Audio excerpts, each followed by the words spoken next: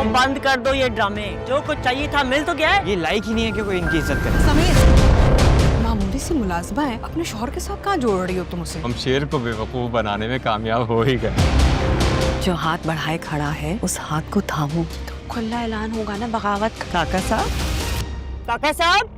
Drama serial शेर में जब से मरजान और आहत के आपस में तल्ख कलामी होती है तो आहत उससे बदला लेने के लिए बेचैन होता है, इसीलिए वह नौकरानी को निकाह की पेशकश करता है। नौकरानी तो पहले ही आहत को पसंद करती है और उससे निकाह करना चाहती है, इसलिए वो फ़ौरन राज़ी हो जाती है। अब आहत कहता है कि मैं उसे बताऊंगा कि कौन मेरे पैर की जूती है, कौन मेरे सर का ताज। अब पता चलेगा मरजान को। उधर मरजान पहले से महसूस कर रही होती है कि उसमें दिलचस्पी ले रहा है आहत, तो वो अपनी अम्मी को बताती है। तो उसकी अम्मी से कहती है कि तुम कहाँ जोड़ रही हो अपने शोहर को, वो एक मामूली सी नौकरानी है। इसी टेंशन में होती है मरजान कि वो सीढ़ियों से बुरी तरह से गिर जाती है और उसका मिसकैरेज हो जाता है। और इसकी वजह मुझे तो लगता है कि वो नौकरानी ही है, क्योंकि वो नहीं चाहती कि आहत का बच्चा मरजान से हो, उसके पैर मजबूत हो, इसीलिए वो ऐसा करती है। और मरजान तो बहुत दुख में होती है, वो सोचती है कि सब कुछ आखिर मेरे साथ क्यों हुआ, और आहत को एक जवाब मिल जाएगा और वो अब उस नौकरानी को घर में लाने की प्लानिंग करने लगेगा। उधर फजर बिल्कुल तन्हा रह जाती है और अपनी अम्मी से भी बात करने लगती है, तो उसकी अम्मी भी उससे बात करने को तैयार नहीं होती हैं और वो शेर से भी अपना ताल्लुक़ ख़त्म कर लेती है ताकि उसके बाबा को ऐसा ना लगे कि उसने इसीलिए सब कुछ किया है। समरा जब उससे मिलने के लिए आती है तो फजर बहुत खुशी खुशी से मिलती है समरा से और बताती है कि मैंने तो अपने आप को काम में इतना मसरूफ़ कर लिया कि किसी का ख्याल भी मेरे दिल में ना आए। जबकि समरा उससे कहती है कि अगर शेर तुम्हारे लिए हाथ बढ़ाए खड़ा है तो उसका हाथ आगे बढ़ के थाम लो, उसके साथ इस तरह से मत करो।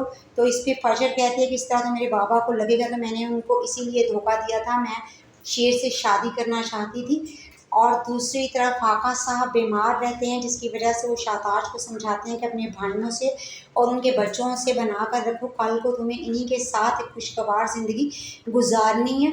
तो शाहताज मानने को तैयार नहीं होती और समरा भी समीर को समझाती है। समीर अच्छे से पेश आता है अपनी फूफो से, लेकिन वो कहती है कि तुम्हें तो जायदाद मिल चुकी है, अब ये ड्रामा क्यों कर रहे हो इज़्ज़त का।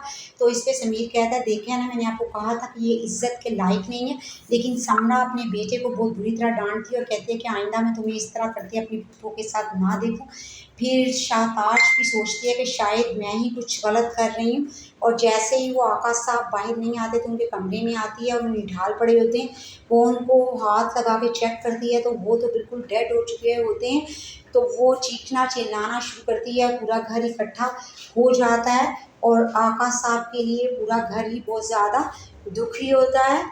दूसरी तरफ शेर जब कंपनी ज्वाइन करता है तो उसे पता चलता है कि मेरी गैर मौजूदगी में बदर शाह और उसके बेटों ने मिलियन का गबन किया है फेक कंपनीज के नाम पर। इसलिए अब वो एक प्लान तैयार करता है और राहत से कहता है कि मैं तुम्हें नया बिजनेस खड़ा करके देता हूँ, फिर तुम्हें मरजान ताने भी नहीं दे पाएगी। और आहत इस बात के लिए एग्री कर जाता है, लेकिन बदर शाह कहता है कि मेरे पास सरमाया नहीं है, जिस पे शेर कहेगा कि सारा सरमाया मैं खुद लगाऊंगा, बाद में आप मुझे वापस कर दीजिएगा। और बदर शाह से कहता है कि अगर उसने बिज़नेस अपने नाम पे खड़ा कर लिया तो तुम्हें क्या ज़रूरत थी रजामंद होने की। इस पे आहत कहेगा कि मैं भी देखभाल कर ही बिज़नेस शुरू करूँगा। और इस पे नाइमा और मरजान भी हैरान होती हैं कि अचानक शेर को क्या हो गया। और जब डील डन होती है, नया बिज़नेस स्टार्ट होता है, तो बदर शाह उसके बेटों को ऐसा लगता है कि हमने शेर को बेवकूफ़ बना दिया, लेकिन वो नहीं जानते कि शेर ये सब कुछ एक प्लानिंग के तहत कर रहा है ताकि इनका असल चेहरा सामने लाया जा सके। उधर आका साहब मरने से पहले एक लेटर लिख के जाते हैं जिसमें वो इकरार करते हैं कि रईस कोठी वालों की ही ये जायदाद थी, ये ज़मीन का टुकड़ा, जिसकी वजह से दुश्मनी बढ़ी और मेरे दिल में ही लालच आ गया था। अब शुजात को फजर के लिए दुख होता है कि मेरी बेटी ने इस सब की वजह से इतनी तकलीफ़ उठाई। अब वो फजर को मना कर घर लाने की कोशिश करेगा और उधर ताज बीबी को भी ये लगेगा कि मेरी बर्बादी के ज़िम्मेदार तो मेरे अपने ही बाप थे, इन्होंने ये सब कुछ लालच में किया और मेरी ज़िंदगी बर्बाद की। वीडियो पसंद आई हो तो लाइक शेयर करें और कमेंट सेक्शन में अपनी राय का इजहार करें।